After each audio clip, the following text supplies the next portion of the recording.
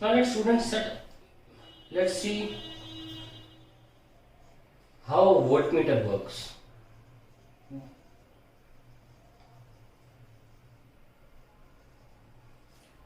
देखिए, मान लीजिए आपके पास एक रेजिस्टर है और आपने इसे एक सेल से लगा दिया, है ना। इस सेल से लगाया, ये रेजिस्टर आर है और आपको चाहिए कि आप पोटेंशियल डिफरेंस निकालना चाहते हो अक्रॉस दिस रेजिस्टर। तो आपने एक पैरेलल में वोल्टमीटर लगा दिया, ऐसे करते हो आप, छोटे में ही सिखाया गया आपको। तो मान लीजिए आपके सेल में से करंट आया और यहाँ करंट चला गया और कुछ वोल्टमीटर में गया और कुछ गया इस रेजिस्टर में। अब आपको जो वोल्टेज अक्रॉस रेजिस्टर है, वोल्टेज अक्रॉस रेजिस्टर जो है वो कितना मिला, I2R। चलिए अब आप ऐसा करिए, वोल्टमीटर मत लगाइए, तो आप नाप नहीं सकते। वोल्टमीटर लगाओगे तो नापोगे कैसे? तो अब I पूरा करंट लेकिन रजिस्टर में जाएगा, तो अब वोल्टेज अक्रॉस रजिस्टर कितना है, I इंटू आर, और खोल के देखें तो कितना है, I1 plus I2 into are. इससे साफ जाहिर हो गया कि हमारे वोल्टमीटर ने सही वैल्यू नहीं बताई। इसे बोलते हैं वोल्टमीटर की लिमिटेशन। और कितने से वैल्यू रह गई, आप सॉल्व करके देख लीजिए कि मान लीजिए इसको हम एक्चुअल मान रहे हैं तो इसको V डैश मान लेते हैं I2R को। तो जो एरर आई हमारे वो I V minus V dash, that is I1 plus I2 into R minus I2R। तो I1R हमारी जो एरर है डेल्टा V वो आई। तो एरर को दूर कैसे किया जाए? प्रॉब्लम ये है कि वोल्टमीटर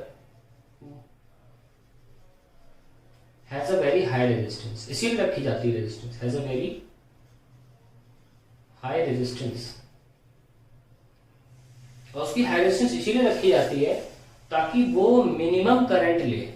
मिनिमम I1 की वैल्यू इतनी कम हो कि हमारा आंसर जो है वो काफी करीब आए एक्चुअल आंसर, यानी कि I1 जो है, तो अगर वेरी हाई रेजिस्टेंस रखेंगे तो I1 विल बी ऑलमोस्ट 0, ताकि हमारी एरर जो है वो बिल्कुल ना के बराबर आए। पर अल्टीमेटली ऐसा हो तो सकता नहीं है, क्योंकि अगर वोल्टमीटर की बात करें तो वोल्टमीटर में एक सुई होती है जो ऐसे से ऐसे मूव करती है। अब खुद तो मूव कर नहीं जाएगी, अगर कभी खुद मूव करे तो वहां से चले जाना, इसका मतलब वो दिव्य शक्ति काम कर रही है। वो काम कैसे करती है, उसके अंदर करंट भेजा जाता है। तो ये सुई जो हिलती है ये किसी भूत प्रेत पिशाच की वजह से नहीं हिलती, ये करंट भेजना पड़ता है। मात्र एक सुई को हिलाने के लिए करंट नामावली होता है, अग्रीड, पर हमको एक्यूरेट आंसर तो नहीं मिला ना। इसीलिए कहते हैं कि आइडियल वोल्टमीटर जो होता है, आइडियल वोल्टमीटर, उसकी रेजिस्टेंस होती है इनफाइनाइट, ताकि उसके अंदर करंट जो है वो 0 हो जाए। पर तो हाइपोथेटिकल तरह की बात हो गई ना, मतलब इसका रियलिटी से कोई ताल्लुक ही नहीं रहा ना।